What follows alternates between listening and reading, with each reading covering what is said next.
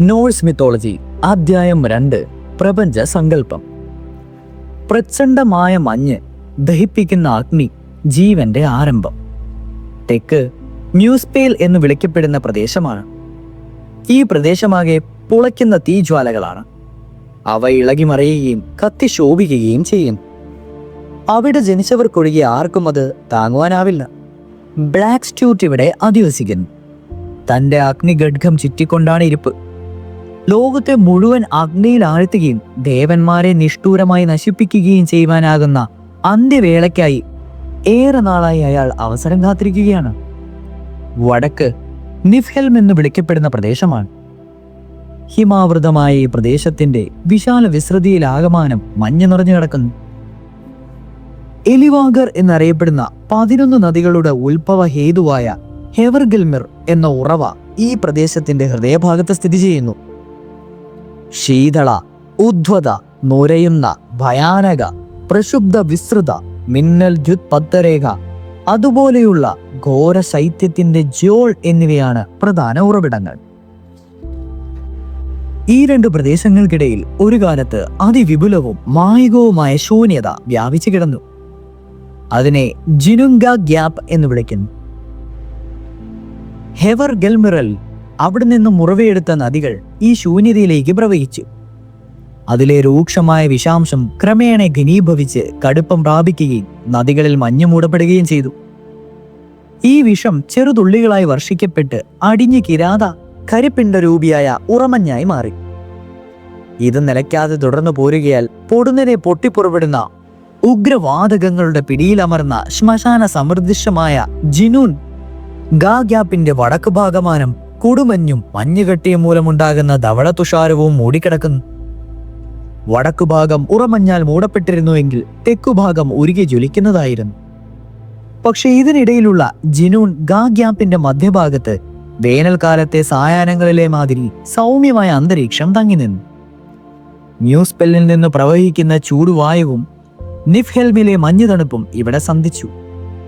ഈ വിഹാര നൈന്ത്യര്യത്തിൽ കട്ടിമഞ്ഞ് ഉരുകുവാൻ ആരംഭിച്ചു. അതിൽ ജീവന്റെ തുടിപ്പുകൾ ഉയരെടുക്കുകയും ഈമിർ എന്ന രാക്ഷസൻ പിറവികൊള്ളുകയും ചെയ്തു. ഈമിർ ഹിമരാക്ഷസനായിരുന്നു. ജന്മനാ അവൻ അധമ സ്വഭാവിയായിരുന്നു. ഒരിക്കൽ അവൻ ഉറങ്ങിക്കിടക്കുമ്പോൾ വിയർക്കുവാൻ ആരംഭിച്ചു. അപ്പോൾ അയാളുടെ ഇടത് കൈയുടെ അടിയിൽ നിന്ന് ഊറി വന്ന വിയർപ്പിൽ നിന്ന് ഒരു സ്ത്രീയും പുരുഷനും ജന്മമെടുത്തു. ഒരു കാലിൽ നിന്ന് ഒരു പുത്രനും പിറന്നു. എല്ലാ ഹിമരാക്ഷസന്മാരുടെയും പൂർവ്വ പിതാവായിരുന്നു ഈമിർ. എല്ലാവരും അവനെ ഔർഗൽമീർ എന്ന് വിളിച്ചു. ജിനുൻഗ്യാപ്പിലെ മഞ്ഞ് പിന്നെയും ഒരുകിക്കൂടി അതിൽ നിന്നൊരു പശു ജനിച്ചു. ഔഡുംല എന്ന പേരിൽ അത് അറിയപ്പെട്ടു. അതിൽ 4 മുലക്കാമ്പുകൾ സമൃദ്ധിയായി ചുരത്തിയ പാൽ ഈമിർ ഭക്ഷിച്ച്. ഔഡുംല ഹിമം ഭക്ഷിച്ചു വളർന്നു. ഉപ്പുരസമുള്ള ഹിമവാളി ഔഡുംല നക്കിക്കുടിച്ചു. 1-ാം ദിവസം സായാഹ്നത്തോടെ ഒരു മനുഷ്യന്റെ പോലെയുള്ള മുടിനാരുകൾ അതിൽ നിന്നും പ്രത്യക്ഷപ്പെട്ടു. ഔഡുംല അധികാരിതമായി നടക്കുകയും 2-ാം ദിവസം വൈകുന്നേരത്തോടെ ഒരു പുരുഷന്റെ ശിരസ് കാണുകയും വന്നു. തന്റെ പ്രവൃത്തി വീണ്ടും തുടരവേ 3-ാം നാൾ വൈകുന്നേരത്തോടെ ഒരു മുഴുവൻ മനുഷ്യരൂപം അതിൽ നിന്നും ആവിർഭവിച്ചു. അവന്റെ പേർ ബുറി എന്നായിരുന്നു. നന്നേ ഉയരമുള്ള കരുത്തുള്ള സൗന്ദര്യവാനായിരുന്നു ബുറി. കുറച്ചു നാളുകൾക്ക് ശേഷം അയാൾക്ക് ബോർ എന്നൊരു പുത്രൻ ജനിച്ചു. ബോർ ഹിമരാക്ഷസന്മാരിൽ ഒരുവനായ ബോൽത്തോറിന്റെ മകളായ ബെസ്റ്റാലയെ വിവാഹം കഴിച്ചു. ബെസ്റ്റാല 3 പുത്രന്മാർക്ക് മാതാവായി. ആദ്യ പുത്രൻ ഓഡിൻ, രണ്ടാമത്തേത് വില്ലി, പിന്നത്തേത് വേ. മൺപരപ്പ് ആവിർഭവിക്കുന്നതിന് മുൻപേ സമുദ്രങ്ങളിൽ നിന്നുള്ള കുളിർ കാറ്റുകൾക്കും പുല്ലിളക്കങ്ങൾക്കും മുൻപേ ആദിയിലെല്ലാം ഇങ്ങനെയായിരുന്നു. താഴെ ഭൂമിയോ മീതെ ആകാശമോ ഇല്ലായിരുന്നു. മ്യൂസ്പെൽമും നിഫ്ഹെൽഹെയിമും മാത്രം. ഇതിന് രണ്ടുമിടയിലായി ജിനുൻഗ്യാപ്പും വളർന്നു വന്നുകൊണ്ടിരുന്നു. യാതൊരു നിയന്ത്രണങ്ങളും ഇല്ലായിരുന്നു. നിഷ്ഠൂര ഹിമരാക്ഷസന്മാരുടെ കൂട്ടത്തിലും ബോറിന്റെ 3 പുത്രർക്കും ഈമിറിനെ തെല്ലും ഇഷ്ടമില്ലായിരുന്നു. കാലാഗതിയിൽ അവർ അയാളെ കഠിനമായി വെറുത്തു തുടങ്ങി. ഒടുവിൽ അവർ അയാളെ ആക്രമിച്ച് കൊലപ്പെടുത്തി. അയാളുടെ മുറിവുകൾ ഉറവുകൾ പോലെയായിരുന്നു. ബർജൽമിറിനെയും അയാളുടെ ഭാര്യയെയും ഒഴികെ എല്ലാവരെയും മുക്കിക്കൊല്ലുവാൻ പോന്നത്രയും ചോര അതിൽ നിന്നും വൻ വേഗതയോടെ ചീറ്റി പുറത്തു വന്നു. ബെർസിൽമറും ഭാര്യയും ഒരു മരച്ചില്ലയുടെ അകം പൊള്ളയാക്കി രൂപപ്പെടുത്തിയെടുത്ത അവരുടെ നൗകയിലേക്ക് കയറി അവൾ ചോരകെട്ട് കിടന്ന കൂട്ടമരണത്തിൽ നിന്ന് രക്ഷപ്പെട്ടുപോയി. ഓഡിൻ, വിലി, ബേ എന്നിവർ ചേർന്ന് ഈമറിന്റെ മൃതശരീരം ചുമലിലേറ്റി ജിനുൻഗ്യ ഗ്യാപ്പിന്റെ മധ്യഭാഗത്ത് കൊണ്ടുവന്നു. അവിടെ വെച്ചാണ് അവർ അയാളുടെ ശരീരത്തിൽ നിന്നും പ്രപഞ്ചം സൃഷ്ടിച്ചത്. ഈമറിന്റെ മാംസത്തിൽ നിന്നും ഭൂമിയും ഒടിഞ്ഞു പോകാത്ത അസ്ഥികളിൽ നിന്നും പർവ്വതങ്ങളും അയാളുടെ പല്ലുകൾ, താടിയല്ല്, പൊട്ടിയ അസ്ഥി കഷ്ണങ്ങൾ എന്നിവയിൽ നിന്ന് പാറക്കെട്ടുകളും വലിയ ഉരുളൻ പാറകളും ശിലകളും നിർമ്മിച്ചു. ഓളം തള്ളുന്ന രക്തപ്പരപ്പ് കൊണ്ട് അവർ കരാതരടിക്കുന്ന തടാകങ്ങളും സമുദ്രങ്ങളും ഉണ്ടാക്കി. ഭൂമിയെ സൃഷ്ടിച്ച ശേഷം അതിനെ വലയം ചെയ്ത് ആർത്തുലയ്ക്കുന്ന സമുദ്രത്തെ സജ്ജീകരിച്ചു. അത് മുറിച്ചു കടക്കുന്നത് ഭാവന ചെയ്യുന്നത് പോലും ദുഷ്കരമായി തീരുന്നത്രയും വിസ്തൃതമായിരുന്നു ആ സമുദ്രം. പിന്നീട് ഇവർ മൂവരും ചേർന്ന് ഈമറിന്റെ തലയോട്ടി പൊക്കിയെടുത്ത് ആകാശം സൃഷ്ടിച്ച് അതിന്റെ 4 മൂലകളും ഭൂമിയുടെ അതിർത്തികളിൽ സ്പർശിക്കുന്ന നിലയിൽ പ്രതിഷ്ഠിച്ചു. ഓരോ മൂലയിലും ഓരോ കുള്ളനെ നിയോഗിച്ചു. ഈ കുള്ളന്മാർക്ക് കിഴക്ക്, വടക്ക്, പടിഞ്ഞാറ്, തെക്ക് എന്നിങ്ങനെ പേര് നൽകി. അതിനുശേഷം ഇവർ മ്യൂസ്പെൽഹൈമിലെ തിളങ്ങുന്ന കനൽപ്പൊരികൾ പിടിച്ചെടുത്ത് അതിനെ സൂര്യൻ, ചന്ദ്രൻ, നക്ഷത്രങ്ങൾ എന്നിവയായി സൃഷ്ടിച്ചു. മീതെ ആകാശവിധാനവും താഴെ ഭൂമിയും വെളിച്ചം കിട്ടുന്നതിനായി ജിനുൻഗ്യ ഗ്യാപ്പിന്റെ ഉയരങ്ങളിൽ അവൻ അതിനെ പ്രതിഷ്ഠിച്ചു. നക്ഷത്രങ്ങൾക്ക് ഓരോന്നിനും അവയുടെ യഥാസ്ഥാനം നൽകി. ചില നക്ഷത്രങ്ങൾ നിശ്ചലമായി നിൽക്കുന്നവയും മറ്റു ചിലത് അതിന്റെ നിശ്ചിത പാദങ്ങളിൽ ചിരിച്ചുകൊണ്ടിരിക്കുന്നവയുമാണ്. ഭൂമി ഉരുണ്ടതായിരുന്നു. ആഴമേറിയ സമുദ്രം അതിനെ വലയം ചെയ്തു. ബോറിന്റെ പുത്രന്മാർ പാറ രാക്ഷസന്മാർക്കും റോക്ക് ജെയിന്റ് ഹിമരാക്ഷസന്മാർക്കും ഫ്രോസ്റ്റ് ജെയിന്റ് അധിവസിക്കുവാനായി കരയിൽ പ്രത്യേക പ്രദേശങ്ങൾ അതിർത്തി തിരിച്ചു നൽകി. അങ്ങനെ ജോട്ടുൻഹൈൻ എന്ന ഈ ദേശത്ത് രാക്ഷസന്മാർ സ്ഥിരതാമസമാക്കി.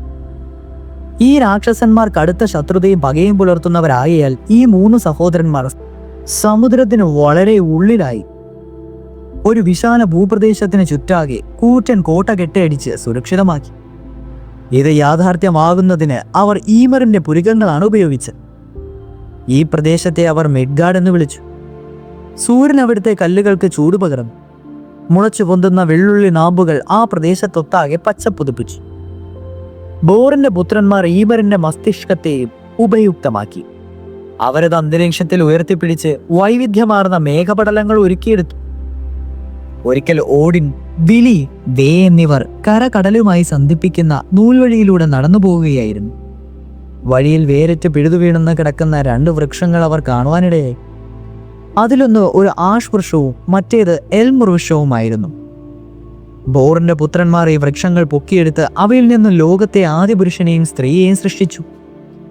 ഓഡിനവർക്ക് പ്രാണചൈതന്യം പകർന്നു. വിലി അവർക്ക് തീക്ഷ്ണബുദ്ധിയും വൈകാരികതയും സമ്മാനിച്ചു. ദേ അവർക്ക് കാഴ്ചയും കേൾവിയും ദാനം ചെയ്ത് അനുഗ്രഹിച്ചു. പുരുഷനെ ആസ്ക എന്നും സ്ത്രീയെ എംബ്ല എന്നും വിളിക്കപ്പെട്ടു. ഇവർക്ക് അധിവാസത്തിനായി മിഡ്ഗാർഡ് അനുവദിച്ചു നൽകി. ലോകത്തിലെ എല്ലാ ഗോത്രങ്ങളും രാഷ്ട്രങ്ങളും വംശങ്ങളും ഇവരിൽ നിന്നാണ് പിറവിയെടുത്തത്. ജോഡൻഹൈമിൽ ജീവിച്ചിരുന്ന രാക്ഷസന്മാരിൽ ഒരാളായിരുന്ന നാർവിക്ക് ഇരുണ്ട കണ്ണുകളും ഇരുണ്ട മുടിയും അവളുടെ കുടുംബത്തിലെ എല്ലാവരെ പോലെ വിദ്വേഷ ബുദ്ധിയുമായ നോട്ട് എന്നു പേരുള്ള ഒരു പുത്രി ഉണ്ടായിരുന്നു. ഇവൾ 3 തവണ വിവാഹം കഴിച്ചിരുന്നു. അവളുടെ ആദ്യ ഭർത്താവായ നാഗൽഭാരിയിൽ ജനിച്ച പുത്രനാണ് ഔട്ട്. 2ാം ഭർത്താവായ അന്നാരിൽ ജനിച്ച പുത്രിയാണ് എർത്ത്. 3ാമത് വിവാഹം ചെയ്യപ്പെട്ട തേജസ്വിയായ ധലിംഗന് ബോറിന്റെ പുത്രന്മാരുമായി ബന്ധുത്വമുണ്ടായിരുന്നു. 3ാം വിവാഹത്തിലെ പുത്രനായ ഡേ തന്റെ പിതാവിന്റെ വംശത്തിലെ മറ്റെല്ലാവരെയും പോലെ കാന്തി ചിതറുന്ന സുമുഖനായിരുന്നു. അതിനുശേഷം ഓഡിൻ നൈറ്റിനെയും, അതായത് രാത്രിയെയും, അവളുടെ മകനായ ഡേയെയും, അതായത് പകലെയും തിരഞ്ഞെടുത്ത് കുതിര വലിക്കുന്ന രഥത്തിലിരുത്തി ഓരോ 2 ദിവസങ്ങളുടെ പകുതി നേരം വെച്ച് ലോകം പ്രദക്ഷിണം ചെയ്യുവാനായി നിയോഗിച്ചു. നൈറ്റിന്റെ ഹിമസടയുള്ള ഹ്രിംഫാക്സി എന്ന കുതിരപ്പുറത്തിരുന്ന് അവർ വഴി നയിച്ചു. ഡേയുടെ കുതിര സ്കിൻ ഫാക്സി ആകാശത്തെയും ഭൂമിയെയും പ്രകാശഭരിതമാക്കത്തക്ക പ്രഭസ്ഫുരിക്കുന്ന സടയുണ്ടായിരുന്ന ഒരു കുതിരയായിരുന്നു. മിഡ്ഗാർഡിൽ താമസിച്ചിരുന്ന മ്യുൻഡിൽഫാരി എന്ന് വിളിക്കുന്ന ഒരാൾക്ക് 2 മക്കളുണ്ടായിരുന്നു. അതിസുന്ദരനായിരുന്നതിനാൽ അയാൾ പുത്രന് സൂര്യനെന്നും പുത്രിക്ക് ചന്ദ്രിക എന്നും പേര് നൽകി. ഗ്ലെൻ എന്ന യുവതിയെ സൂര്യൻ വിവാഹം കഴിച്ചു. ഇങ്ങനെ മക്കൾക്ക് പേര് നൽകിയത് ഓഡിനും സഹോദരന്മാരും അവരുടെ പരമ്പരയിലെ ഐസർമിമാരും കടുത്ത ധിക്കാരമായി കണ്ട് കോപിഷ്ഠരായി. അവർ ഈ 2 മക്കളെയും ബലാത്കാരമായി പിടിച്ചെടുത്ത് മ്യൂസ്പെൽമിലെ ജ്വലിക്കുന്ന തീപ്പൊരികളിൽ കൊണ്ട് ബോറിന്റെ പുത്രന്മാർ സൃഷ്ടിച്ച നക്ഷത്ര സമൂഹത്തിലെ സൂര്യചന്ദ്രന്മാരുടെ രഥങ്ങൾക്ക് വഴിതെളിക്കുവാനായി ആകാശത്ത് പ്രതിഷ്ഠിച്ചു. ചന്ദ്രിക വഴികാട്ടുന്നു. അവൾ ചന്ദ്രന്റെ സഞ്ചാരം നിയന്ത്രിക്കുകയും അതിന്റെ വൃദ്ധിക്ഷയങ്ങൾ എപ്പോഴൊക്കെയാണെന്ന് നിശ്ചയിക്കുകയും ചെയ്യുന്നു. അവൻ ഒരിക്കലും ഒറ്റയ്ക്ക് സഞ്ചരിക്കുന്നില്ല. ആകാശം ശ്രദ്ധിച്ചാൽ നമുക്ക് തന്നെ അത് മനസ്സിലാകാവുന്നതേ ഉള്ളൂ. അത് വിശദമാക്കാം. മിഡ്ഗാർഡിൽ ജീവിച്ചിരിക്കുന്ന വിദ്ഭവിന്റെ ബിൽ, ഹയൂക്കി എന്നു പേരുകളുള്ള 2 പുത്രന്മാരെ ചന്ദ്രൻ ബലാത്കാരമായി പിടിച്ചെടുത്തിരുന്നു. ബിൽഗിർ എന്ന ഉറവയിൽ നിന്ന് സീമിയൽ എന്ന കഴകെട്ടി സിയോഗ് എന്ന വീപ്പയിൽ വെള്ളം നിറച്ചുകൊണ്ട് നടന്നു വരുന്ന വഴിക്ക് ചന്ദ്രൻ ചാടി വീണ് അവരെ പിടിച്ചെടുത്ത് കടന്നു കളയുകയായിരുന്നു. സൂര്യൻ തൊട്ടു പിന്നാലെ സഞ്ചരിക്കും. അതിരാവിലെ ഉണർന്നത് ആകയാൽ അതിന്റെ ഒരു കുതിരയുടെ പേര് ആർവക് എന്നും അത്യന്തം കരുത്തുറ്റതാകിയാൽ മറ്റേതിനെ ആൽസ്ഡിഡ് എന്നും വിളിക്കുന്നു. ഈ കുതിരകൾക്ക് തണുപ്പ് കിട്ടുന്നതിനായി എലിർമാർ ഇരുമ്പ് തണുപ്പിന്റെ വിശറുകൾ അതിന്റെ തോൽപ്പലകിൽ വെച്ച് പിടിപ്പിച്ചു. തൊട്ടു പിന്നിൽ നിന്നും രൂക്ഷ ശബ്ദം പുറപ്പെടുപ്പിക്കുകയും അമറി വിളിക്കുകയും ചെയ്യുന്ന സ്കോൾ എന്ന ചെന്നായയുടെ സാന്നിധ്യം മൂലം സൂര്യൻ എപ്പോഴും ധൃതിപ്പെട്ട് നീങ്ങിക്കൊണ്ടേയിരിക്കുന്നു. യാത്രാന്ത്യത്തിൽ ഈ ചെന്നായ സൂര്യനെ പിടികൂടും. സൂര്യന്റെ ഹാദി എന്ന ചെന്നായ ചന്ദ്രനെ പിടികൂടുവാനുള്ള പരിശ്രമത്തിലാണ്. ഒടുവിൽ അവൻ വിജയിക്കുന്നു. മിഡ്ഗാർഡിന് കിഴക്കു ഭാഗത്തുള്ള അയൺവുഡ് എന്ന സ്ഥലത്ത് ജീവിക്കുന്ന ഒരു വൃദ്ധരാക്ഷസിയുടെ മക്കളാണ് ഈ 2 ചെന്നായ്ക്കൾ. ബോറിന്റെ പുത്രന്മാർ ആദ്യത്തെ പുരുഷനെയും സൃഷ്ടിക്കുകയും രാപ്പകലുകൾ സജ്ജമാക്കുകയും സൂര്യചന്ദ്രന്മാരെ ആകാശവിധാനത്തിൽ പ്രതിഷ്ഠിക്കുകയും ചെയ്തു കഴിഞ്ഞപ്പോൾ ഇനിറിന്റെ മാംസത്തിൽ പുളഞ്ഞു പെരുകി ഭൂമിയിലേക്ക് ഇഴഞ്ഞു കയറുന്ന പുഴുക്കളെക്കുറിച്ച് ഓർത്തു. അവർ ഈ പുഴുക്കൾക്ക് മനുഷ്യരൂപവും വിവേകവും ദാനം ചെയ്ത് അവരെ പാറക്കെട്ടുകൾക്കിടയിലെയും കുന്നുകളിലും പർവ്വതങ്ങളിലും ഗുഹകളിലും തുരങ്കങ്ങളിലും ജീവിക്കുവാൻ വിട്ടു. ഈ മനുഷ്യരൂപികളായ പുഴുക്കളാണ് കുള്ളന്മാർ അഥവാ ഡ്വാർഫ്സ്. അവരുടെ മുഖ്യൻ മോത്സോ ജോയ്നറും അയാളുടെ ഉപനേതാവ് ദൂറിനും ആകുന്നു. അങ്ങനെ സമുദ്രത്താൽ വലയം ചെയ്ത ആകാശവിധാനത്തിൽ മേലാപുരുകി മനുഷ്യരെയും രാക്ഷസന്മാരെയും കുള്ളന്മാരെയും വിന്യസിച്ച് മുഴുവൻ ഭൂമിയെയും ഉചിതമായി കരുപിടിപ്പിച്ചു. അതിനുശേഷം ബോറിന്റെ പുത്രന്മാർ സ്വന്തം അധിവാസ മേഖലയിൽ അസ്ഗാർഡ് നിർമ്മിച്ചു. മിസ്ഗാർഡിന് മുകളിൽ ഉയരത്തിൽ തിളങ്ങുന്ന കൊട്ടാരത്തിലും പച്ചപുതച്ച സമതലങ്ങളിലുമൊക്കെ സജ്ജമാക്കി ഗംഭീരമായ കോട്ട കെട്ടി സുരക്ഷിതമാക്കിയ ഒരു ഉജ്ജ്വല സങ്കേതം ഈ 2 മേഖലകളെയും തമ്മിൽ ബന്ധിപ്പിച്ചിരിക്കുന്നത് ബിഫ്രോസ്റ്റ് എന്ന അത്യുജ്വല ശോഭയാർന്ന മഴവിൽ പാലമാണ്. അത്ഭുത സിദ്ധിവിശേഷവും അപാര വൈദഗ്ധ്യവും ഒന്നിപ്പിച്ചതാണ് 3 വർണ്ണങ്ങളുള്ള അതിശയിപ്പിക്കുന്ന കരുത്തുള്ള ഈ പാലം. മനുഷ്യരുടെ രക്ഷകന്മാരായ എയ്സർമാർ ഒന്നടങ്കം ആസ്ഗാർഡിലേക്ക് കടന്നുവന്ന് അവിടെ താമസമാക്കി. അവരിൽ ഏറ്റവും പ്രായമേറിയതും അതിശ്രേഷ്ഠനും അകലത്തിനും അഖിലത്തിനും പിതാവായവനായിരുന്നു ഓഡിൻ. 12 പുണ്യദേവിമാരും മറ്റു ഐസർമാരുടെ ഒരു ശ്രേഷ്ഠ സഭയും അവർക്കുണ്ട്. സ്മൃതി അല്ലെങ്കിൽ വിസ്മൃതി, ഇതാണ് പ്രപഞ്ചത്തിലെ വിവിധ മേഖലകളിലെ സംഭവ പരമ്പരകളുടെ തുടക്കം. നാളിതുവരെയുള്ള എല്ലാ സംഭവ പരമ്പരകളും പ്രപഞ്ചത്തിന്റെ മുഴുവൻ മേഖലകളും ലോകത്തിലെ ഏറ്റവും ശ്രേഷ്ഠവും വലുതുമായ ഈഗ്ദാസിൽ എന്ന ആഷ് വൃക്ഷത്തിന്റെ ശാഖകൾക്ക് കീഴെ സ്ഥിതി ചെയ്യപ്പെട്ടതാണ്. സകല സത്വത്തിനും മീതെ ഇത് ഉയർന്നു പന്തലിച്ചു നിന്നു. അതിന്റെ 3 പേരുകൾ അസ്ഗാർഡ്, യോട്ടൻഹെയിം, നിഫെൽഹെയിം എന്നീ മേഖലകളിലേക്ക് ചുഴിന്നിറങ്ങുന്നവയാണ്. ഓരോ വേരിന്റെയും അടിയിലായി ഒരു നീറ്റുറവിയുമുണ്ട്. ഒരു പരുന്തും ഒരു കഴുകനും അതിൽ ഇരിപ്പാണ്. ഒരു അണ്ണാൻ അതിലെ മുകളിലേക്കും താഴേക്കും ഓടി നടക്കും. ഒരു മാൻ അതിലെ ചാടി നടക്കുകയും അതിനെ കരളുകയും ചെയ്യും. ഒരു വ്യാളി അതിനെ വിഴുങ്ങും. അത് മഞ്ഞുതൂവി നിൽക്കും. അത് തന്നെ ജീവനേകും. പിറക്കുവാനിരിക്കുന്നതും അത് ജീവൻ നൽകും. കാറ്റുകൾ അതിനെ ചുഴലം വെക്കും. അപ്പോൾ ഈ ഗാസിൽ ഞരങ്ങുകയും താഴ്ന്ന കരച്ചൽ ശബ്ദം പുറപ്പെടുപ്പിക്കുകയും ചെയ്യും. ഈ ഗാസിൽ ആദിയുടെ ആദിയിലേ ഉണ്ട്. അതായത് അത് നിത്യമാണ്. അടുത്തത് അധ്യായം 3 ആണ്. എയ്സർ വാനിൽ യുദ്ധം തുടരും.